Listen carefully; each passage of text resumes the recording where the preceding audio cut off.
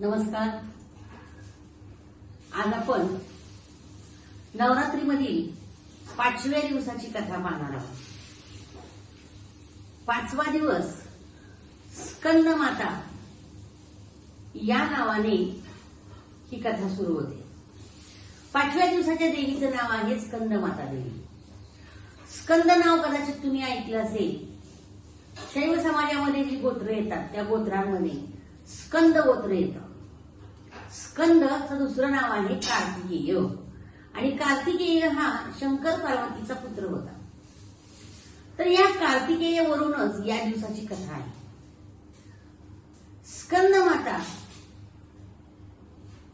का निर्माण करावी लागली, या देवीचं हे रूप का निर्माण झालं, तर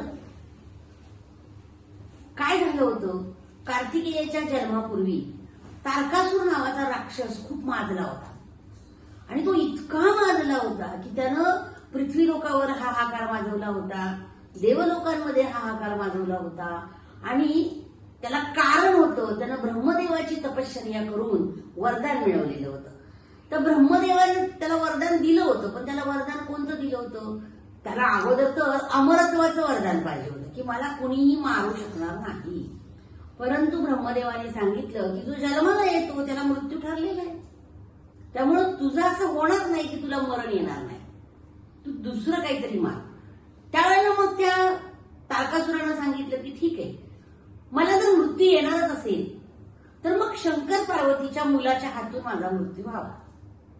कारण त्याला माहित होतं की शंकर हे पार्वतीशी आता विवाह करणार नाहीयेत आणि मग यांनी विवाहच केला नाही तर त्यांना पुत्र होणार नाही आणि पुत्र होणार नाही तर तो आपल्याला मारणार नाही, असं होतं. आणि त्यामुळं त्यानं वरदान मागितलं की मला जर मारायचं असेल तर मला शंकर पार्वतीच्या पुत्राकडूनच मरण द्या.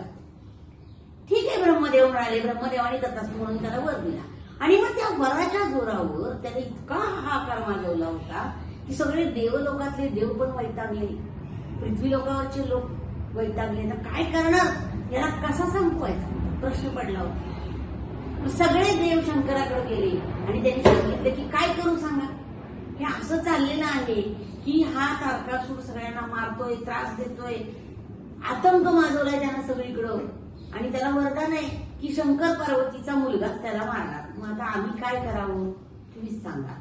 आम्हाला वाटतं की तुम्ही विवाह करावा पार्वतीशी आणि पार्वतीशी विवाह केल्यानंतर तुमच्या पोटी जो मुलगा येईल कार्तिकेय नावाचा तो त्या तारकासुराचा वध करेल. असं म्हटल्याबरोबर शंकराने क्षणभर विचार केला आणि ठीक आहे म्हणाले, कारण पृथ्वीवर आणि देवलोकामध्ये सगळीकडेच हाहाकार माजलेला होता. मग हे त्यांनी मान्य केलं आणि त्यानंतर शंकर पार्वतीचा विवाह झाला आणि विवाह झाल्यानंतर कार्तिकेय नावाचा पुत्र त्यांना झाला. त्याचं दुसरं नाव स्कंद आणि म्हणून या स्कंदची माता पार्वती, तिचं नाव स्कंद माता. मग या पार्वतीनं नंतर या स्कंदला म्हणजेच कार्तिकेयला तारकासुराबरोबर युद्ध करण्यासाठी तयार केला. स्वतः पार्वतीनं तयार केलं. जसं आपल्याला माहिती आहे की गणपतीला पण तिनं तयार केलं होतं आणि गणपतीलाही शंकरांच्या विरोधात लढावं लागलं होतं. पण इथं काही तसं घडणार नव्हतं. कार्तिकेयाला तिनं युद्धासाठी तयार केला, त्याला शस्त्रास्त्र पुरवली, त्याला युद्ध कला शिकवली, लढायचं कसं हे शिकवलं. ह्या सगळ्या गोष्टी कार्तिकेयाला पार्वतीनं शिकवल्या आणि त्याला तयार केला. म्हणून स्कंद मातेचं हे रूप, कार्तिकेय मातेचं हे रूप म्हणून या दिवशी तिची पूजा केली जाते. आणि मग पुढं माहिती आहे की या कार्तिकेयानं या शस्त्रास्त्रांच्या साह्यानं त्या तारकासुराचा वध केला, तारकासुराला मारून टाकला आणि सगळेजण आनंदी झाले. म्हणजे तारकासुराचा वध करण्यासाठी स्कंद मातेला कार्तिकेयवर मेहनत घ्यावी लागली, कार्तिकेयाला तयार करावा लागला आणि आपल्या पुत्राला तिनं तारकासुराच्या वधासाठी तयार केला. अशी ही स्कंद माता. म्हणून आजच्या दिवसाची ही कथा स्कंद मातेला अर्पण किंवा आजच्या दिवसाची कथा स्कंद मातेच्या भक्तीसाठी म्हणून या दिवशीच्या देवीला स्कंद मातेचं रूप दिलं गेलेलं आपल्याला पाहायला मिळतं. खरं तर देवी भागवतामध्ये अशा असंख्य देवींचं महात्म्य आपल्याला सांगण्यात आलेलं आहे.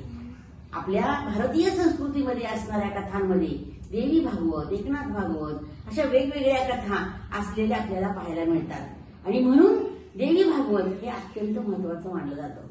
आपल्याला जर या कथा या नवरात्रामध्येच का तर आपण बघतो की विविध देवतांची रूप आपल्याला पाहायला मिळतात, पण नवरात्रामध्ये देवी भागवत याचा जास्त प्रसार झालेला दिसतो. विशेषतः उत्तर भारतामध्ये देवी भागवताच्या कथांचं सध्या सगळीकडे पारायण चालू असलेले आपल्याला दिसते. आपल्या महाराष्ट्रामध्येही आता ही कथा पारायण सुरू झालेली आहेत.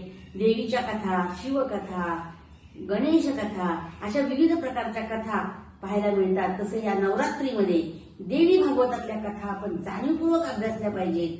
देवी भागवताचं पारायण केलं पाहिजे. 7 दिवस या देवीच्या कथा ऐकल्या पाहिजेत आणि शक्ती मिळवली पाहिजे. या स्कंद मातेच्या रूपानं आपण काय शिकतो तर स्कंद मातेच्याकडून एकच भक्ती का करायची तर मला मिळणारं संतान म्हणजेच पुत्र कन्या जे असतील ते बलवान मिळावे, ताकदवान मिळावे. माझ्या मुलाला, माझ्या मुलीला शक्ती मिळावी, ऊर्जा मिळावी, ताकद मिळावी. कारण तिनं आपल्या पुत्राला तारकासुराचा वध करण्यासाठी तयार केलं होतं. तसं मी माझ्या मुलांना चांगल्या विचारांनी घडवेन, माझ्या मुलांना मी मोठं करेन. या दिवशी या स्कंद मातेकडे मी शक्ती मागेन, भक्ती करेन तिच्याकडे मला चांगली संतान प्राप्ती होऊ दे. माझे असणारे संतान, माझी असणारी मुलं चांगली राहावीत, ही प्रार्थना या स्कंद मातेकडे या दिवशी मी करेन. हेच आपल्याला देवी भागवतातली ही स्कंद मातेची कथा सांगते. आणि आपण या देवीला सांगूया की हे देवी माते, माझ्या पोटी येणारी पुत्रकन्या ही चांगल्या विचारांची जन्माला येऊ दे, तुझं कथा पूजन करणारी असू दे, तुझ्या विचारांची असू दे. हीच प्रार्थना या निमित्तानं मी करते आणि म्हणते, या देवी सर्वभूतेषु बुद्धिरूपेण संस्थिता, नमस्तस्यै नमस्तस्यै नमस्तस्यै नमो नमः. धन्यवाद.